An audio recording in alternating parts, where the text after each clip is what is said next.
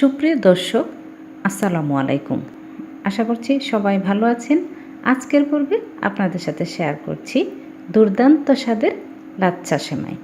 আসলে সবাই তো কম বেশি সেমাই রান্না করতে পারি, তবে নতুনরা অনেক সময় সেমাই রান্না করলে হয়তো একেবারে গলে যায়, নয়তোবা অতিরিক্ত পানি পানি হয়ে যায়। তাই সব কিছু ঠিকঠাক রেখে কীভাবে সেমাইটা রান্না করা যায় সেই রেসিপিটাই আপনাদের সাথে শেয়ার করছি। ভিডিওটি যদি ভালো লাগে তাহলে লাইক দিবেন এবং ফ্রেন্ডস অ্যান্ড ফ্যামিলির সাথে শেয়ার করবেন। তাহলে চলুন আর কথা না বাড়িয়ে দেখে নেওয়া যাক। প্রথমেই লাগছে লাচ্ছা সেমাই। এখানে আমি বর্ণফুল লাচ্ছা সেমাইয়ের 400 গ্রামের একটি প্যাকেট নিয়েছি। এর মধ্যে 2টি প্যাকেট থাকে, সেখান থেকে একটি প্যাকেট রান্না করব।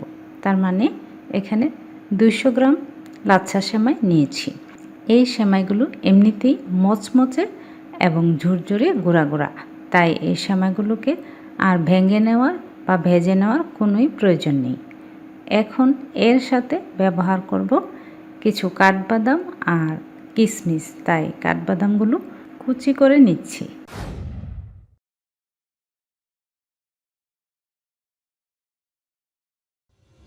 চলে এলাম চুলায়।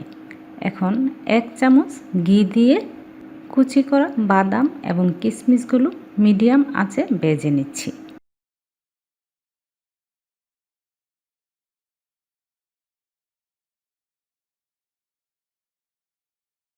কিছুক্ষণ ভেজে নেওয়ার মধ্যেই দেখা যাবে কিশমিশগুলো ফুলে উঠেছে এবং বাদামগুলো ভাজা হয়েছে।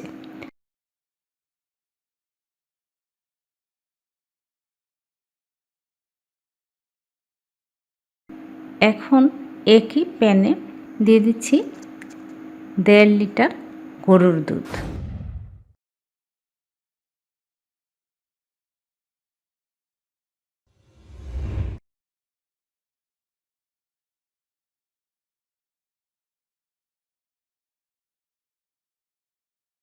দুধটা ভালোভাবে বলক চলে আসার পর এর মধ্যে 2টি তেজপাতা, একটি দারচিনি স্টিক এবং 3-4টি এলাচ দিয়ে দিচ্ছি।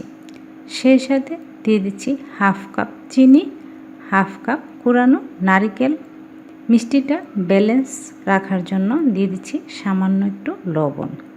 সবগুলো উপকরণ একসাথে দিয়ে আমি 10 থেকে 15 মিনিট মিডিয়াম আঁচে দুধটাকে ভালোভাবে ফুটিয়ে নেব। 10-15 মিনিট ফুটানোর মাধ্যমেই দুধটা কিন্তু 1.5 কেজি থেকে 1 কেজিতে নেমে আসবে।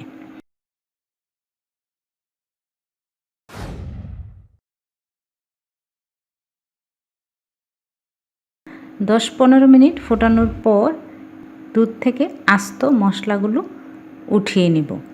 আস্ত মশলাগুলো ওঠানোর পর কিছুক্ষণ দুধটাকে ঠান্ডা করে আস্ত মশলাগুলো উঠিয়ে অতিরিক্ত গরম ভাবটা দুধটা থেকে ছাড়িয়ে নিতে হবে। তারপর আগে থেকে তৈরি করা সেমাইয়ের পাত্রে দুধটা ঢেলে নিতে হবে। দুধটা সরাসরি চুলা থেকে একেবারে গরম অবস্থায় না ঢেলে কিছুক্ষণ ঠান্ডা করে তারপর কিছু গরম থাকা অবস্থায় দুধটা ঢেলে নিতে হবে।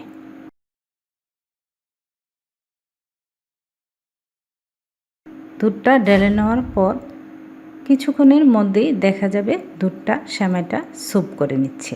ঠিক এই প্রসেসে সেমাইটা যদি রান্না করা হয় তাহলে সেমাইটা খেতেও ভালো লাগে, একেবারে গলেও যাবে না। আবার ঠিক এই প্রসেসে সেমাইটা রান্না করলে সেমাইটা একেবারে গলেও যাবে না, খেতেও ভীষণ স্বাদ লাগবে। অতিরিক্ত ভেজাও না, আবার একেবারে ড্রাইও না, একেবারে পারফেক্ট একটা সেমাই রান্না করা হয়েছে। আসলেই খেতে দুর্দান্ত স্বাদের হয়েছে। আশা করছি ভিডিওটি ফলো করে আপনারাও তৈরি করলে খেতে দারুণ লাগবে। আজকের পর্বে এখানেই বিদায়। সবাই খুব ভালো থাকবেন। আসসালামু আলাইকুম।